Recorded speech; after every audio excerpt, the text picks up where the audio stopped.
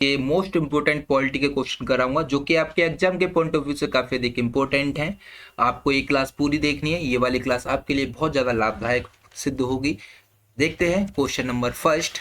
भारतीय संविधान का कौन सा विकल्प भाग 4 से संबंधित है? ऑप्शन ए राज्य का नीति निर्देशक तत्व, बी मानव अधिकार, सी केंद्रीय न्यायपालिका, या फिर डी संसद। तो इसका सही जवाब है राज्य का नीति निर्देशक तत्व, ऑप्शन ए। यानी कि भारतीय संविधान का भाग 4 नीति निर्देशक तत्व से संबंधित है। नीति निर्देशक तत्वों को आयरलैंड से लिया गया है, ये आपको याद रखना है। इसके अलावा नीति निर्देशक तत्वों का उल्लेख हमारे संविधान के भाग 4 में आर्टिकल 36 से लेकर आर्टिकल 51 तक है। देखते हैं क्वेश्चन नंबर सेकंड। विश्व का सबसे लंबा संविधान कौन सा है? Option A America, option B रूस, ऑप्शन सी चीन, या फिर भारत। तो इसका सही जवाब है भारत। विश्व का सबसे लंबा संविधान भारत का है। देखिए, सबसे कठोर संविधान के बारे में बात करेंगे तो अमेरिका का सबसे कठोर संविधान है, और सबसे लचीला संविधान ब्रिटेन का है, और सबसे छोटा संविधान मोनाको का है। मात्र 3814 शब्दों का संविधान है मोनाको का संविधान। ठीक है। और इस समय हमारे संविधान में, वर्तमान में हमारे संविधान में 25 भाग और 448 अनुच्छेद हैं।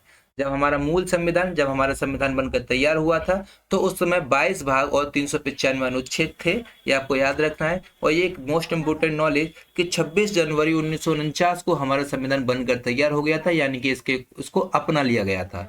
लेकिन 26 जनवरी 1950 को पूरी तरह से हमारे भारत के संविधान को लागू कर दिया गया। ठीक है, यानी कि अब गणतंत्र भारत बन चुका था।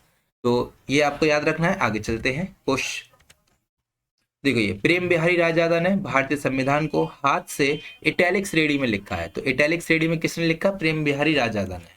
देखिए, जब हमारा मूल संविधान बना था तो वो अंग्रेजी में था, तो इसका हिंदी संस्करण का सुलेखन बसंत कृष्ण वैद्य के द्वारा किया गया था, जिसे नंदलाल बोस ने अलंकृत किया था, यानी कि सौंदर्यीकरण किया था। ये याद रखना है, ये एग्जाम में आ जाता है। ठीक है, तो हमारा मूल संविधान अंग्रेजी में लिखा था, याद रखना है। इसका हिंदी संस्करण बसंत कृष्ण वैद्य ने किया था, और इसको अलंकृत किया था नंदलाल बोस ने। ठीक है, याद रखेंगे। आगे चलते हैं। भारत में कौन सा संवैधानिक निकाय है? क्वेश्चन नंबर 3 है, भारत में कौन सा संवैधानिक निकाय है? केंद्रीय सूचना आयोग, भारतीय रिजर्व बैंक, निर्वाचन आयोग, या फिर विश्वविद्यालय अनुदान, या फिर सारे। पता करना है इनमें से कौन से संवैधानिक निकाय है। देखिए, केंद्रीय सूचना आयोग, रिजर्व बैंक और विश्वविद्यालय अनुदान ये केंद्र संवैधानिक निकाय नहीं है। तो इसका सही जवाब हो जाएगा केवल ऑप्शन बी, केवल निर्वाचन आयोग ही संवैधानिक निकाय है, और इसमें से कोई भी संवैधानिक निकाय नहीं है। ठीक है, आइए देखते हैं केंद्रीय सूचना आयोग के बारे में कुछ नॉलेज ले लेते हैं। देखो, केंद्रीय सूचना आयोग की स्थापना हुई थी 12 अक्टूबर 2005 को। केंद्रीय सूचना आयोग की स्थापना हुई थी। इसके सदस्य में देखेंगे, एक मुख्य सूचना आयुक्त होता है और 10 अन्य सूचना आयुक्त होते हैं। ठीक है, इनका कार्यकाल 3 साल का होता है। याद रखना है, इनका कार्यकाल 3 साल का होता है। निर्वाचन आयोग को देख लेते हैं। निर्वाचन आयोग का उल्लेख है संविधान के भाग 15 में, आर्टिकल 324 से लेकर आर्टिकल 329 तक इसका उल्लेख है। ठीक है जी, आगे चलते हैं। इसकी स्थापना हुई थी 25 जनवरी 1950 को निर्वाचन आयोग की स्थापना हुई थी। और इनमें सदस्य के बारे में बात करेंगे तो इसमें एक मुख्य चुनाव आयुक्त होता है और 2 अन्य चुनाव आयुक्त होते हैं, यानी कि ओवरऑल मिलाकर 3 सदस्य होते हैं। ठीक है, देखो, मुख्य चुनाव आयुक्त की नियुक्ति प्रधानमंत्री की सलाह पर राष्ट्रपति के द्वारा की जाती है। ठीक है, लेकिन जो 2 अन्य चुनाव आयुक्त हैं उनकी नियुक्ति की जाती है मुख्य चुनाव आयुक्त की सलाह पर राष्ट्रपति के द्वारा की जाती है। तो ये आपको याद रखना है कि मुख्य चुनाव आयुक्त की नियुक्ति तो की जाएगी प्रधानमंत्री की सलाह पर, लेकिन जो 2 अन्य चुनाव आयुक्त हैं उनकी नियुक्ति की जाएगी मुख्य चुनाव आयुक्त की सलाह पर, और ये राष्ट्रपति के द्वारा की जाती है। याद रखेंगे इसे। आगे चलते हैं।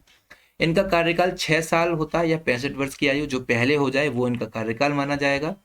भारतीय रिजर्व बैंक के बारे में बात करेंगे तो देखो, भारतीय रिजर्व बैंक की स्थापना हिल्टन यंग की सिफारिश पर 1935 में हुई थी। याद रखना है कि भारतीय रिजर्व बैंक की स्थापना कब हुई थी और किसकी सिफारिश पर हुई थी। दोनों ही चीज याद रखनी है, एग्जाम में बनती है ये। ठीक है, आगे चलते हैं। क्वेश्चन नंबर 4, निम्नलिखित में से प्रथम लोकसभा अध्यक्ष कौन थे?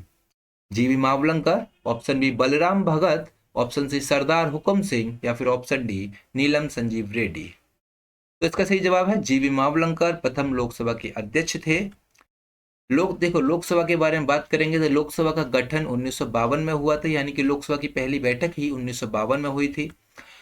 उस समय इसको हाउस ऑफ पीपल कहा जाता था, लेकिन वर्तमान में इसको 1954 से इसको लोकसभा कहा जाने लगा। वर्तमान में भी लोकसभा ही कहा जाता है, ठीक है। तो 1954 में लोकसभा का नाम मतलब हाउस ऑफ पीपल का नाम बदलकर क्या कर दिया गया, लोकसभा कर दिया गया। राज्यसभा के देख लेंगे तो राज्यसभा का गठन भी 1952 में हुआ था, इसकी भी पहली बैठक 1952 में हुई थी। इसको राज्यसभा को कहते थे काउंसिल ऑफ स्टेट, याद रखेंगे राज्यसभा को क्या कहते थे, काउंसिल ऑफ स्टेट। और 1954 में इसका नाम बदलकर राज्यसभा कर दिया गया, ठीक है। आगे चलते हैं, क्वेश्चन नंबर 5, पहला लोकपाल बिल भारत की संसद में कब पेश किया गया था? पहला लोकपाल बिल कब पेश किया गया था? 1971, 1967, 1972 या फिर 1968? तो इसका सही जवाब है 1968, ऑप्शन नंबर डी। पहला लोकपाल बिल भारत की संसद में 1968 में पेश किया गया था। क्वेश्चन नंबर 6, 1965 में भारत पाकिस्तान युद्ध के दौरान भारत के प्रधानमंत्री कौन थे? जवाहरलाल नेहरू, इंदिरा गांधी, लाल बहादुर शास्त्री या फिर राजीव गांधी? तो 1965 के दौरान भारत के प्रधानमंत्री थे लाल बहादुर शास्त्री। कौन थे? लाल बहादुर शास्त्री। लाल बहादुर शास्त्री का जन्म 2 अक्टूबर को हुआ था। 2 अक्टूबर को ही महात्मा गांधी का जन्म हुआ था, 2 अक्टूबर को ही लाल बहादुर शास्त्री का जन्म हुआ था। इन्होंने नारा दिया था जय जवान जय किसान, याद रखेंगे। इनको मरने के बाद भारत रत्न पाने वाले पहले व्यक्ति कौन थे? लाल बहादुर शास्त्री। मरणोपरांत भारत रत्न पाने वाले पहले व्यक्ति लाल बहादुर शास्त्री थे, याद रखेंगे। इनका शांति स्थल विजय घाट है, यानी कि एक तरह से हम कह सकते हैं कि मकबरा इनका विजय घाट है। 1962 में भारत चीन युद्ध हुआ था, उस समय भारत के प्रधानमंत्री थे जवाहरलाल नेहरू। और 1971 में भारत पाकिस्तान युद्ध यानी कि बांग्लादेश संकट था, उस समय भारत की प्रधानमंत्री थी इंदिरा गांधी। और 1984 में भोपाल गैस त्रासदी हुई थी, उस समय भारत के प्रधानमंत्री राजीव गांधी थे। याद रखेंगे सारी चीजें। आगे चलते हैं, राज्यसभा के प्रथम सभापति कौन थे? एस.वी. कृष्णमूर्ति राव, श्रीमती वायलेट अल्वा, गणेश वासुदेव या फिर डॉक्टर सर्वपल्ली राधाकृष्णन? देखिए राज्यसभा के सभापति के बारे में बात करते हैं। जो भारत का उपराष्ट्रपति होता है वही राज्यसभा का सभापति होता है, ठीक है। जो भारत का उपराष्ट्रपति होगा वही राज्यसभा का सभापति होगा। तो हमें यह पता होना चाहिए कि भैया भारत के पहले उपराष्ट्रपति कौन थे? तो भारत के पहले उपराष्ट्रपति थे डॉक्टर सर्वपल्ली राधाकृष्णन। तो ये ही भारत के पहले राज्यसभा के पहले प्रथम सभापति होंगे, ठीक है। ये ही राज्यसभा के पहले सभापति होंगे, ठीक है, डॉक्टर सर्वपल्ली राधाकृष्णन। देखिए ये प्रथम उपराष्ट्रपति भी थे। श्रीमती वायलेट अल्वा राज्यसभा की पहली महिला उपसभापति थी, ठीक है। तो राज्यसभा के पहले सभापति कौन थे? डॉक्टर सर्वपल्ली राधाकृष्णन। और श्रीमती वायलेट अल्वा राज्यसभा की पहली महिला उपसभापति थी, ठीक है, याद रखेंगे। आगे चलते हैं, देखो राज्यसभा और लोकसभा के बारे में बात करेंगे। देखो राज्यसभा उच्च सदन होता है, लोकसभा निम्न सदन होता है। राज्यसभा के सदस्यों का कार्यकाल 6 साल का होता है, ठीक है। और लोकसभा के सदस्यों का कार्यकाल 5 साल का होता है, इनके सदस्यों का कार्यकाल, ठीक। और राज्यसभा स्थायी सदन होता है, यानी कि ये कभी भी विघटित नहीं हो सकता। लोकसभा हर 5 साल में विघटित हो जाता है, ये अस्थायी सदन होता है। हर 5 साल में गवर्नमेंट चेंज होती है तो दूसरे लोकसभा के इसका सदस्य आ जाते हैं, ठीक है। इसके अलावा राज्यसभा की न्यूनतम आयु 30 वर्ष होनी चाहिए। राज्यसभा का सदस्य बनने के लिए न्यूनतम आयु 30 वर्ष होनी चाहिए और लोकसभा का सदस्य बनने के लिए न्यूनतम आयु 25 वर्ष होनी चाहिए। देखिए आयु से रिलेटेड क्वेश्चन एग्जाम में आता है और बच्चा इसमें कंफ्यूज हो जाता है, तो इसे क्रिस्टल क्लियर रखिए अपने दिमाग के अंदर। लोकसभा के लिए न्यूनतम आयु होनी चाहिए 25 वर्ष, राज्यसभा के लिए न्यूनतम आयु होनी चाहिए 30 वर्ष, उपराष्ट्रपति और राष्ट्रपति दोनों के लिए न्यूनतम आयु होनी चाहिए 35 वर्ष। ये क्वेश्चन बनते हैं एग्जाम में। आगे देखते हैं क्वेश्चन नंबर 8, भारतीय संसद की कार्यवाही में शून्यकाल का क्या अर्थ है? सत्र का प्रथम घंटा, जब विशेष अधिकार प्रस्ताव स्वीकृत हो, प्रश्नकाल के पूर्व का काल या फिर प्रश्नकाल के ठीक पश्चात का काल। देखिए शून्य काल के बारे में बात करेंगे तो प्रश्नकाल के ठीक बाद का काल होता है शून्यकाल। तो इसका सही जवाब हो जाएगा ऑप्शन डी, प्रश्नकाल के ठीक पश्चात का काल। देखिए सत्र का प्रथम घंटा जो होता है उसे प्रश्नकाल कहते हैं, वो 11 से 12 बजे तक का समय रहता है। और सत्र के दूसरे घंटे को शून्यकाल कहते हैं, वो 12 से 1 बजे तक का समय रहता है, इसके बाद लंच हो जाता है, ठीक है। आगे देखते हैं क्वेश्चन नंबर 9, लोकसभा की बैठक के लिए कोरम सदन के कुल सदस्यों की संख्या का कितना है? ठीक है, कोरम कितना होना चाहिए कुल सदस्यों कुल संख्या का? आधा होना चाहिए, 2/3 होना चाहिए, 1/6 या फिर 1/10। कोरम का मतलब गण पूर्ति कितनी होनी चाहिए? 1/10। यानी कि कम से कम 1/10 में कुल सदस्यों के 1/10 मतलब 1/10 में सदस्य उपस्थित होंगे तभी कार्रवाई की जाएगी, अदरवाइज कार्रवाई नहीं की जाएगी। क्वेश्चन नंबर 10, वर्ष 1975 में आपातकाल के समय भारत के राष्ट्रपति कौन थे? आर वेंकटरमणि, के आर नारायण, मोहम्मद हिदायतुल्लाह या फिर फखरुद्दीन अली अहमद। तो 1975 के समय भारत के राष्ट्रपति थे फखरुद्दीन अली अहमद। याद रखेंगे कौन थे? फखरुद्दीन अली अहमद थे। उस समय प्रधानमंत्री थी इंदिरा गांधी। तो 1975 में आपातकाल की घोषणा हुई थी, इंदिरा गांधी के द्वारा की गई थी और उस समय भारत के राष्ट्रपति फखरुद्दीन अली अहमद थे। याद रखेंगे। आगे चलते हैं क्वेश्चन नंबर 11, निम्नलिखित में से कौन संसद के दोनों सदनों की संयुक्त बैठक की अध्यक्षता करता है? ऑप्शन ए राज्यसभा का सभापति, ऑप्शन बी राज्यसभा का उपसभापति, ऑप्शन सी केंद्रीय संसदीय कार्य मंत्री या फिर ऑप्शन डी लोकसभा अध्यक्ष। देखिए, संसद के दोनों सदनों की संयुक्त बैठक की अध्यक्षता लोकसभा अध्यक्ष करता है। कौन करता है? लोकसभा अध्यक्ष करता है। इसका सही जवाब ऑप्शन डी हो जाएगा। देखिए, दोनों सदनों की संयुक्त बैठक की चर्चा हमारे संविधान के अनुच्छेद 108 में है। संयुक्त बैठक की चर्चा अब तक 3 बार संयुक्त अधिवेशन हो चुकी है। अब तक यानी कि 2024 तक 3 बार संयुक्त अधिवेशन हो चुका है। पहला हुआ था दहेज उन्मूलन के लिए, जो कि 1961 में हुआ था। दूसरा हुआ था बैंकिंग सुधार के लिए, जो कि 1978 में हुआ था। और तीसरा हुआ था आतंकवाद के लिए, 2002 में हुआ था। तो ये तीनों के तीनों संयुक्त अधिवेशन अटल बिहारी वाजपेयी के शासनकाल में हुए थे। याद रखेंगे। और किस किस पर संयुक्त अधिवेशन नहीं हो सकता उसे देखेंगे। देखिए, संविधान संशोधन और महाभियोग और धन विधेयक, इन तीनों चीजों पर संयुक्त अधिवेशन नहीं आ सकता है। ठीक है, संविधान संशोधन पर नहीं बैठ सकता संयुक्त अधिवेशन, महाभियोग पर नहीं बैठ सकता और धन विधेयक पर संयुक्त अधिवेशन नहीं आ सकता है। ठीक है, याद रखेंगे। आगे चलते हैं क्वेश्चन नंबर 12, भारत के प्रथम और एकमात्र कार्यवाहक प्रधानमंत्री कौन थे? HD देवगौड़ा, BP सिन्हा, गुलजारी लाल नंदा या फिर AIK गुजराल। देखिए, भारत के प्रथम और एकमात्र कार्यवाहक प्रधानमंत्री थे गुलजारी लाल नंदा। ये भारत में केवल एक ही कार्यवाहक प्रधानमंत्री बने हैं, वो हैं गुलजारी लाल नंदा। 1964 में जवाहरलाल नेहरू की मृत्यु और 1966 में लाल बहादुर शास्त्री की मृत्यु हो गई थी। इसके बाद वे 2 बार 13 दिवसीय कार्यकाल के लिए भारत के अंतरिम प्रधानमंत्री बने थे। 1997 में भारत के सर्वोच्च नागरिक पुरस्कार भारत रत्न से इन्हें सम्मानित किया गया था। ठीक है, आगे देखते हैं क्वेश्चन नंबर 13, केंद्रीय सतर्कता आयोग किसकी सिफारिश पर गठित किया गया था?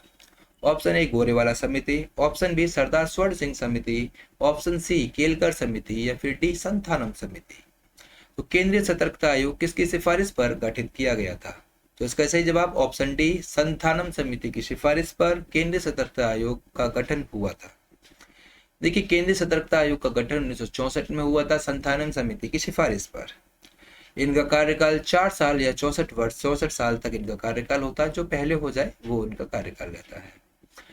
देखेंगे, सरदार स्वर्ण सिंह समिति की सिफारिश पर मौलिक कर्तव्य आए थे, केलकर समिति की सिफारिश पर GST आई और गोरेवाला समिति की सिफारिश पर 1955 में SBI की स्थापना तथा उसका राष्ट्रीयकरण कर दिया गया था। राष्ट्रीयकरण से मतलब होता है उनको सरकारी बना दिया गया था। ठीक है, SBI को सरकारी बना दिया गया था। कब? 1955 में गोरेवाला समिति की सिफारिश पर। याद रखेंगे। अच्छा, GST की समिति की सिफारिश पर आई थी, केलकर समिति की सिफारिश पर आई थी। याद रखेंगे ये सारी चीजें। आगे चलते हैं क्वेश्चन नंबर 14, भारत के नियंत्रक महालेखा परीक्षक को पद से केवल किसके द्वारा हटाया जा सकता है? भारत के नियंत्रक महालेखा परीक्षक यानी कि CAG संघ के मंत्रिमंडल के परामर्श से राष्ट्रपति द्वारा, ऑप्शन बी उच्चतम न्यायालय के मुख्य न्यायमूर्ति के द्वारा, ऑप्शन सी राष्ट्रपति के दोनों सदनों के संबोधन के उपरांत राष्ट्रपति के द्वारा या फिर ऑप्शन डी भारत के मुख्य न्यायमूर्ति के परामर्श से राष्ट्रपति द्वारा। तो इसका सही जवाब है ऑप्शन सी संसद के दोनों सदनों के संबोधन के उपरांत राष्ट्रपति के द्वारा। देखिए, CAG के बारे में बात करते हैं। इसके बाद CAG का उल्लेख 148 से 151 तक है हमारे संविधान में। और CAG की नियुक्ति प्रधानमंत्री की सलाह पर राष्ट्रपति करते हैं। ठीक है, CAG की नियुक्ति कौन करते हैं? प्रधानमंत्री की सलाह पर राष्ट्रपति करते हैं। और इनका कार्यकाल 6 साल का होता है। और लेकिन ये राष्ट्रपति के प्रसाद पर्यंत नहीं होते। ये बहुत बढ़िया बात है कि ये राष्ट्रपति के प्रसाद पर्यंत नहीं होते हैं। यानी कि सीएजी नियंत्रक महालेखा परीक्षक की नियुक्ति तो कर देंगे राष्ट्रपति प्रधानमंत्री की सलाह पर, लेकिन इनको हटा नहीं सकते आसानी से। इनको हटाने के लिए संसद के दोनों सदनों में बहुमत से प्रस्ताव पारित करना पड़ेगा, तब ये हटेंगे। इनको आसानी से नहीं हटाया जा सकता। ठीक है, तो इसी वजह से तो इसका सही जवाब हो जाएगा ऑप्शन सी, संसद के दोनों सदनों के संबोधन के उपरांत ही इनको हटाया जा सकता है, अदरवाइज इनको हटाया नहीं जा सकता। आगे चलते हैं, क्वेश्चन नंबर 15। भारत में निम्नलिखित में से कौन संवैधानिक पद नहीं है? उच्च न्यायालय के न्यायाधीश क्या संवैधानिक पद नहीं है? ऑप्शन बी आरबीआई के governor, option C attorney general, option D एक राज्य का राज्यपाल। देखेंगे, संवैधानिक पद नहीं है, आरबीआई का गवर्नर संवैधानिक पद नहीं है, इसका सही जवाब ऑप्शन बी हो जाएगा। क्वेश्चन नंबर 16, निम्नलिखित में से कौन राष्ट्रपति के प्रसाद पर्यंत अपना पद धारण करता है? राष्ट्रपति के प्रसाद पर्यंत कौन लोग अपना पद धारण करते हैं? ऑप्शन ए भारत के नियंत्रक और महालेखा परीक्षक, ऑप्शन बी मुख्य चुनाव आयुक्त, ऑप्शन सी लोकसभा अध्यक्ष, या फिर ऑप्शन डी भारत के महान्यायवादी। देखेंगे, राष्ट्रपति के प्रसाद पर्यंत अपना पद धारण करता है भारत के महान्यायवादी। भारत के महान्यायवादी राष्ट्रपति के प्रसाद पर्यंत अपना पद धारण करते हैं। इसको तो हमने अभी देखा ही था, सीएजी को, नियंत्रक और महालेखा परीक्षक को, ये राष्ट्रपति के प्रसाद पर्यंत नहीं होते, यानी कि इनकी नियुक्ति तो राष्ट्रपति कर देंगे, लेकिन इनको हटा नहीं सकते आसानी से। इसी तरह से मुख्य चुनाव आयुक्त को भी आसानी से नहीं हटाया जा सकता, इसी तरह से लोकसभा अध्यक्ष को भी आसानी से नहीं हटाया जा सकता है। ठीक है, याद रखेंगे। आगे देखते हैं, क्वेश्चन नंबर 17, भारत में राष्ट्रीय मानवाधिकार आयोग की स्थापना कब की गई थी? ठीक है, राष्ट्रीय मानवाधिकार आयोग की स्थापना कब की गई? Option A 1950, option B 1993, option C 1857, या फिर डी 1947। देखेंगे, राष्ट्रीय मानवाधिकार आयोग की स्थापना 1993 में की गई थी। ऑप्शन बी इसका सही जवाब हो जाएगा, 1993। देंगे, नेशनल ह्यूमन राइट कमीशन यानी कि राष्ट्रीय मानवाधिकार आयोग, इसकी स्थापना हुई थी 12 अक्टूबर 1993 को। इसकी स्थापना पेरिस के सिद्धांत के अनुरूप हुई थी। ठीक है, तो राष्ट्रीय मानवाधिकार आयोग की स्थापना पेरिस के सिद्धांत के अनुरूप की गई थी। 10 दिसंबर को अंतर्राष्ट्रीय मानवाधिकार दिवस मनाते हैं। ठीक है, ये आयोग नहीं है भैया, यहाँ पे दिवस होगा कि 10 दिसंबर को हम अंतर्राष्ट्रीय मानवाधिकार दिवस मनाते हैं, ये से आपको याद रखना। ये बहुत सदस्य होते हैं, कौन कौन होते हैं? देखो, इसमें एक अध्यक्ष होता है, 5 पूर्णकालिक सदस्य और 7 मानद सदस्य होते हैं। ठीक है, तो कितने होते हैं? एक तो अध्यक्ष होता है, 5 पूर्णकालिक सदस्य होते हैं, 7 मानद सदस्य होते हैं। ये क्वेश्चन एग्जाम में आया हुआ कि राष्ट्रीय मानवाधिकार आयोग में कितने पूर्णकालिक सदस्य होते हैं? तो आपका सही जवाब क्या हो जाएगा? 5 पूर्णकालिक सदस्य होते हैं। ये क्वेश्चन एग्जाम में आया है, इंपॉर्टेंट क्वेश्चन है। क्वेश्चन नंबर अभी इसी के आगे है, इसके पहले अध्यक्ष यानी कि राष्ट्रीय मानवाधिकार आयोग के पहले अध्यक्ष कौन थे? रंगनाथ मिश्रा राष्ट्रीय मानवाधिकार आयोग के पहले अध्यक्ष थे। आगे चलते हैं, क्वेश्चन नंबर 18, भारत के पहले वित्त आयोग के अध्यक्ष कौन थे? Option A KC Niyogi, option B doctor Sarvepalli Radhakrishnan, option C Sarvepalli Radhakrishnan, या फिर ऑप्शन सी प्रतिभा पाटिल, या फिर डी वी नरहरि राव। तो इसका सही जवाब है, भारत के पहले वित्त आयोग के अध्यक्ष केसी नियोगी थे। ठीक है, केसी नियोगी थे भारत के पहले वित्त आयोग के अध्यक्ष। वित्त आयोग की चर्चा आर्टिकल 280, आर्टिकल 281 में वित्त आयोग की चर्चा है। वित्त आयोग के अध्यक्ष एक अध्यक्ष, वित्त आयोग के सदस्य के बारे में बात करते हैं तो उसमें एक अध्यक्ष और 4 अन्य सदस्य होते हैं वित्त आयोग में। और कार्यकाल देखेंगे वित्त आयोग का तो 5 साल का कार्यकाल होता है, यानी कि प्रत्येक 5 साल बाद वित्त आयोग का गठन किया जाता है। वर्तमान में वित्त आयोग के अध्यक्ष कौन है? अरविंद पनगड़िया वर्तमान में वित्त आयोग के अध्यक्ष हैं, याद रखेंगे, ये इंपॉर्टेंट क्वेश्चन है। ठीक है, और डॉक्टर सर्वपल्ली राधाकृष्णन भारत के प्रथम उपराष्ट्रपति हैं। इसके अलावा प्रतिभा पाटिल प्रथम महिला राष्ट्रपति है। प्रतिभा पाटिल कौन है? प्रथम महिला राष्ट्रपति। वी नरहरि राव भारत के प्रथम सीएजी हैं। वी नरहरि राव भारत के प्रथम सीएजी। ये सारी चीजें आपको याद रखनी है। आगे चलते हैं क्वेश्चन नंबर 19 पे। भारत के राष्ट्रपति के चुनाव में विवाद की स्थिति में निर्णय लेने का अधिकार किसके पास है? राष्ट्रपति के चुनाव में अगर विवाद हो जाता है तो उस स्थिति में निर्णय कौन लेगा? तो इसका सही जवाब है उच्चतम न्यायालय। उच्चतम न्यायालय जब राष्ट्रपति के चुनाव में कोई विवाद हो जाता है तो उसका निर्णय लेता है। देखिए, आर्टिकल 71 में कहा गया है कि राष्ट्रपति और उपराष्ट्रपति के चुनाव में अगर कोई विवाद होता है तो उसका निपटारा उच्चतम न्यायालय करेगी। ठीक है, ये आर्टिकल 71 में कह दिया गया है। और भारत के उच्चतम न्यायालय की पहली महिला न्यायाधीश कौन थी? फातिमा बीबी थी भारत के उच्च न्यायालय की पहली महिला न्यायाधीश। ठीक है। और भारत के उच्च न्यायालय के मुख्य न्यायाधीश, पहले मुख्य न्यायाधीश कौन थे? कानिया जी। ठीक है, हरिलाल कानिया बोलते हैं उन्हें। वो थे भारत के उच्चतम न्यायालय के पहले न्यायाधीश। आगे चलते हैं क्वेश्चन नंबर 20। अगर आपको इस पूरी वीडियो अच्छी लगी है तो प्लीज हमारे चैनल को सब्सक्राइब करें। ठीक है, क्वेश्चन नंबर 20 देख लेते हैं। आज का लास्ट क्वेश्चन है ये। भारतीय संविधान के अनुसार संघ लोक सेवा आयोग के सदस्य का कार्यकाल कितना है? सॉरी, भारतीय संविधान के अनुसार संघ लोक सेवा आयोग के सदस्य का कार्यकाल कितना है? ऑप्शन ए 6 वर्ष या 65 वर्ष की आयु, ऑप्शन बी 5 वर्ष या 65 वर्ष की आयु, ऑप्शन सी 5 वर्ष या 63 वर्ष की आयु, या फिर ऑप्शन डी 5 वर्ष या 64 वर्ष की आयु। तो इसका सही जवाब है ऑप्शन ए 6 वर्ष या 65 वर्ष की आयु। भारत के संविधान के अनुसार संघ लोक सेवा आयोग के सदस्य का कार्यकाल 6 वर्ष या फिर 65 वर्ष की आयु, जो पहले हो जाए वो होता है। तो आज के लिए बस इतना ही, मिलते हैं नेक्स्ट वीडियो पर, तब तक के लिए टेक केयर, बाय बाय।